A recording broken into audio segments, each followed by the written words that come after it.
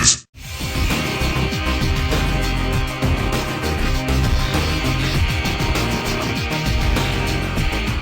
Alright, Heaps of Games is a weekly video, and I think it made sense to follow up from the Doom video last week with Quake. So I'm going to take a look at the Quake series, and interestingly enough as well, QuakeCon is coming up, I think it's August the 20th if I'm correct.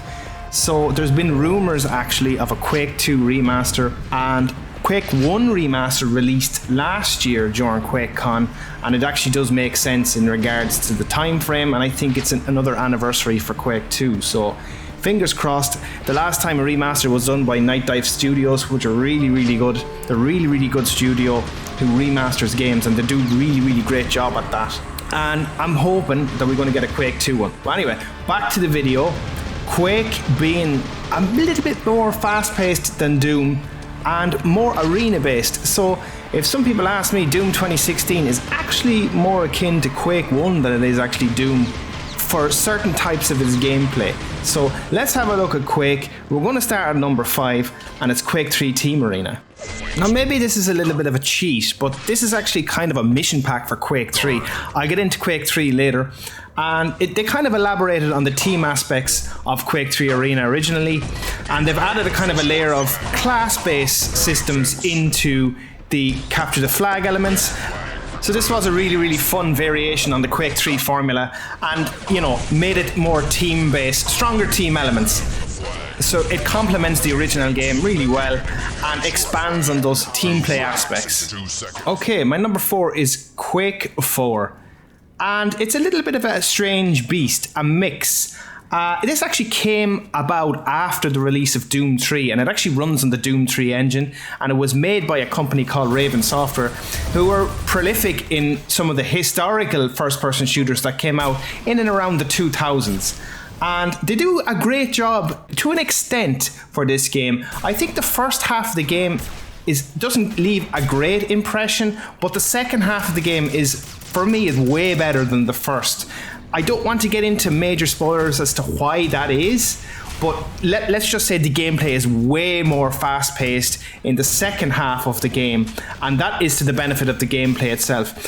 I think with the engine in question, especially with the Doom 3 engine, it can be quite dark, because if you remember Doom 3, because first and foremost it was really designed to be a horror game to an extent, and the engine was built around that. So sometimes it doesn't really work here if you're going for just a straight-up shooter, as opposed to, a slower paced game.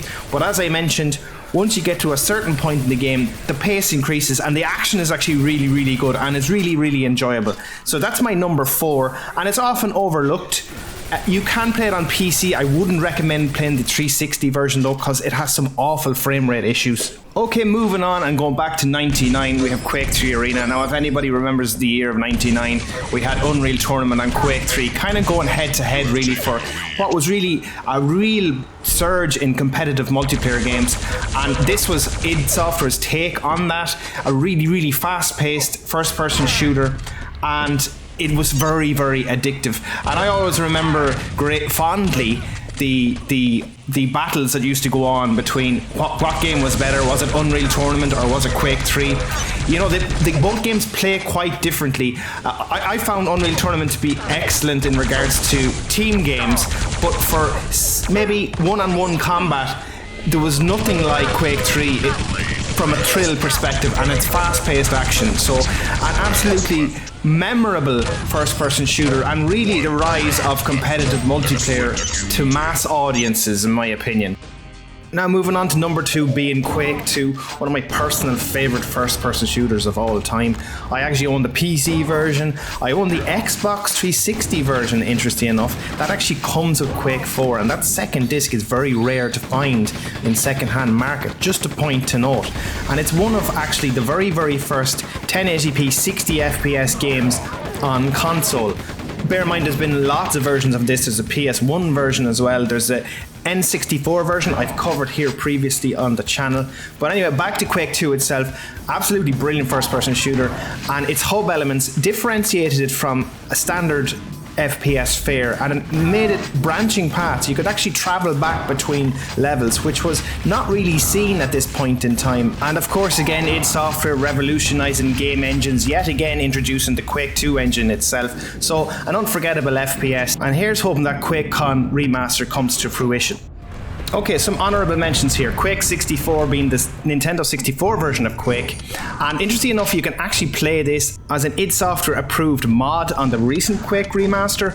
And the main differences here being is the colour and lighting. I actually really like the colour and lighting of the N64 version. Now bear in mind the N64 has a horrible controller for first person shooters in my opinion. Not the ideal place to play it, but it's just a point to note. I think I'd mention it.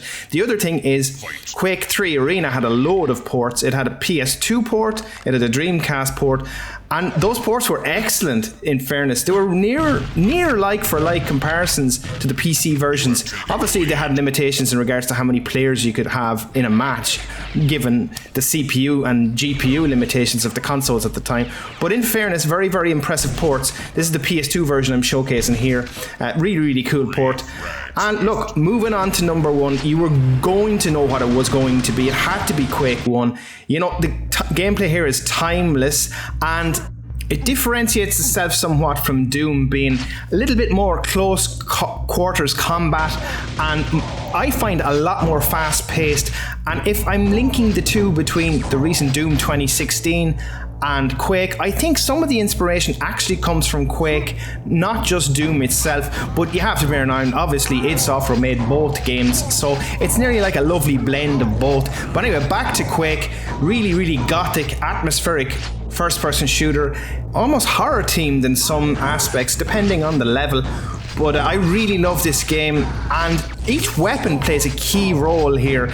Every weapon feels useful here. There's no bad weapon in this game, and it's all about a nice dance between being able to switch your weapons and finding out which ones you need to use in a given situation, given the enemies that you're facing. And every opponent as well has a fine balance between having a weakness and having a strength against each weapon. And that kind of, as I mentioned, follows on into Doom 2016. I know I keep harping back about that, but you can just see the influence that this game has had in future development of other games come out of id Software and everything else.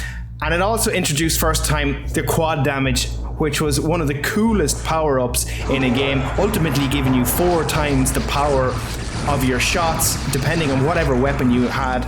Was one of the coolest perks I remember from playing FPS games back in the past. I've mentioned previously, well, the Quake remaster, the recent Quake remaster is absolutely incredible by Night Dive Studios. They've also really introduced it to a new age audience by bringing it to consoles, so it's out on Xbox, PlayStation and Switch, so you know you can get your hands on this really reasonably, maybe tenner or something like that, if even. So yes, Quake being my number one. That's it for today's video, guys. Please share what you think about the Quake games, give me your ranking, have I missed some games, and I'll see you in the next video. Thanks for watching.